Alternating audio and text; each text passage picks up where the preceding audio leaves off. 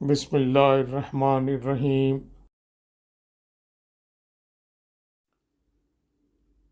حدیث نمبر 248 سے 293 تک غسل کے احکام و مسائل بیان کیے گئے ہیں۔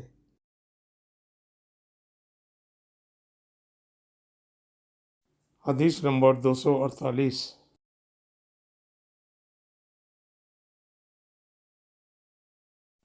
نبی کریم صلی اللہ علیہ وسلم جب غسل فرماتے تو آپ پہلے اپنے دونوں ہاتھ دھوتے، پھر اسی طرح وضو کرتے جیسا نماز کے لیے آپ صلی اللہ علیہ وسلم نے وضو کیا کرتے تھے۔ پھر پانی میں اپنی انگلیاں داخل فرماتے اور ان سے بالوں کی جڑوں کا خلال کرتے، پھر اپنے ہاتھوں سے 3 چلو سر پر ڈالتے، پھر تمام بدن پر پانی بہا لیتے۔ حدیث نمبر 249۔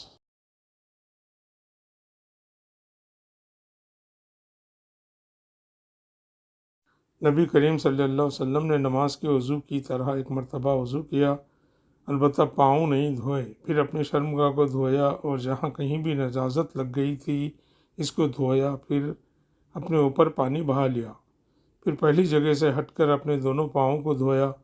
آپ کا غسل جنابت اسی طرح ہوا کرتا تھا۔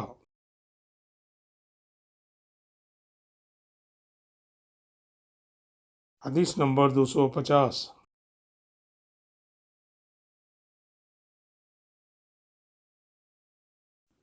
میں اور نبی کریم صلی اللہ علیہ وسلم ایک ہی برتن میں غسل کیا کرتے تھے، اس برتن کو فرق کہا جاتا تھا۔ حدیث نمبر 251۔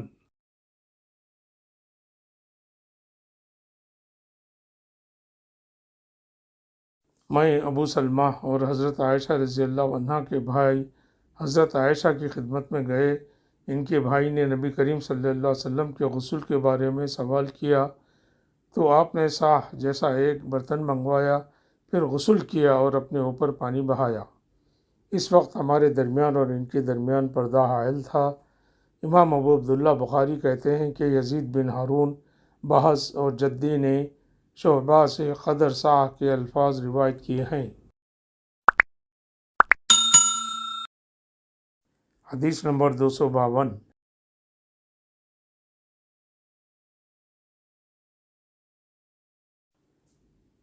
وہ اور اس کے والد جناب زین العابدین جابر بن عبداللہ کے پاس تھے اور کچھ اور لوگ بھی بیٹھے ہوئے تھے۔ ان لوگوں نے آپ سے غسل کے بارے میں پوچھا تو آپ نے فرمایا کہ 1 سا کافی ہے۔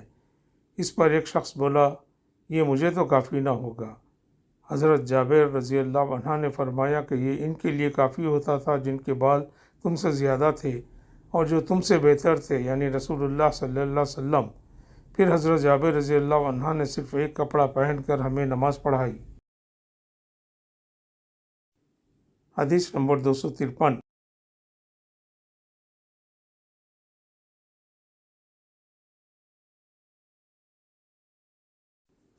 نبی کریم صلی اللہ علیہ وسلم اور حضرت میمونہ رضی اللہ عنہا ایک برتن میں غسل کر لیتے تھے۔ ابو عبداللہ امام بخاری فرماتے ہیں کہ ابن آئینہ آخر عمر میں اس حدیث کو یوں روایت کرتے تھے ابن عباس سے، انہوں نے میمونہ سے، اور صحیح وہی روایت ہے جو ابو نعیم نے کی ہے۔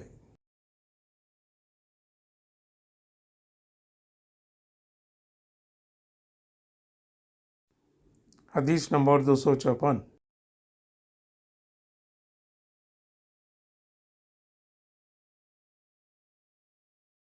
رسول اللہ صلی اللہ علیہ وسلم نے فرمایا، میں تو اپنے سر پر 3 مرتبہ پانی بہاتا ہوں، اور آپ صلی اللہ علیہ وسلم نے اپنے دونوں ہاتھوں سے اشارہ کیا۔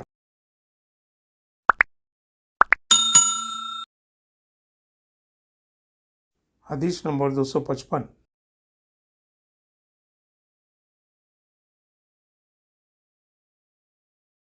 نبی کریم صلی اللہ علیہ وسلم اپنے سر پر 3 مرتبہ پانی بہاتے تھے۔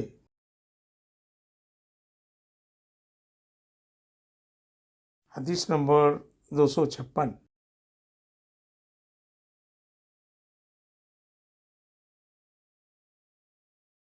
میرے پاس تمہارے چچا کے بیٹے، ان کی مراد حسن بن محمد ابن حنیفہ سے تھی، آئے۔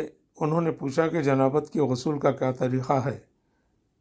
میں نے کہا کہ نبی کریم صلی اللہ علیہ وسلم 3 چلو پانی لیتے اور ان کو اپنے اپنے سر پر بہاتے تھے، پھر اپنے تمام بدن پر پانی بہاتے تھے۔ حسن نے اس پر کہا کہ میں تو بہت بالوں والا آدمی ہوں۔ میں نے جواب دیا کہ نبی کریم صلی اللہ علیہ وسلم کے بال تم سے زیادہ تھے۔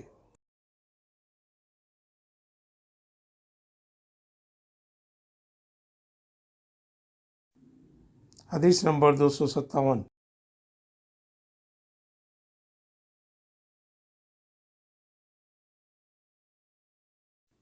ام المومنین میمونہ رضی اللہ عنہا نے فرمایا کہ میں نے نبی کریم صلی اللہ علیہ وسلم کے لیے غسل کا پانی رکھا تو آپ نے اپنے ہاتھ 2 مرتبہ یا 3 مرتبہ دھوئے، پھر پانی اپنے بائیں ہاتھ میں لے کر اپنی شرمگاہ کو دھویا، پھر زمین پر ہاتھ رگڑا، اس کے بعد کلی کی اور ناک میں پانی ڈالا اور اپنے چہرے اور ہاتھوں کو دھویا، پھر اپنے سارے بدن پر پانی بہا لیا اور اپنی جگہ سے ہٹ کر دونوں پاؤں دھوئے۔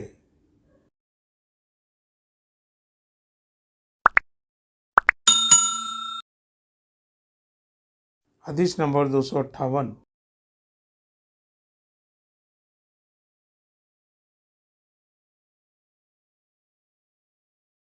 نبی کریم صلی اللہ علیہ وسلم جب غسل جنابت کرنا چاہتے تو حلاب کی طرح ایک چیز منگاتے، پھر پانی کا چلو اپنے ہاتھ میں لیتے اور سر کے داہنے حصے سے غسل کی ابتدا کرتے، پھر بائیں حصے کا غسل کرتے، پھر اپنے دونوں ہاتھوں کو سر کے بیچ میں لاتے تھے۔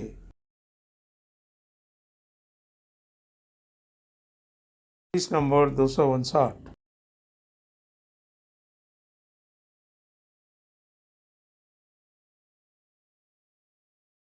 میں نے نبی صلی اللہ علیہ وسلم کے لیے غسل کا پانی رکھا تو پہلے آپ نے پانی کو دائیں ہاتھ سے بائیں پر گرایا، اس طرح اپنے دونوں ہاتھوں کو دھویا، پھر اپنی شرمگاہ کو دھویا، پھر اپنے ہاتھ کو زمین پر رگڑ کر اسے مٹی سے ملا اور دھویا، پھر کلی کی اور ناک میں پانی ڈالا، پھر اپنے چہرے کو دھویا اور اپنے سر پر پانی بہایا، پھر ایک طرف ہو کر دونوں پاؤں دھوئے، پھر آپ کو رومال دیا گیا لیکن آپ صلی اللہ علیہ وسلم نے اس سے پانی کو خشک نہیں کیا۔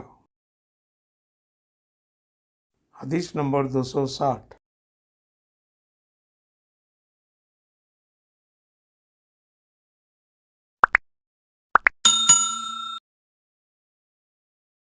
نبی کریم صلی اللہ علیہ وسلم نے غسل جنابت کیا تو پہلے اپنی شرمگاہ کو اپنے ہاتھ سے دھویا، پھر ہاتھ کو دیوار پر رگڑ کر دھویا، پھر نماز کی طرح وضو کیا اور جب آپ اپنے غسل سے فارغ ہو گئے تو دونوں پاؤں دھوئے۔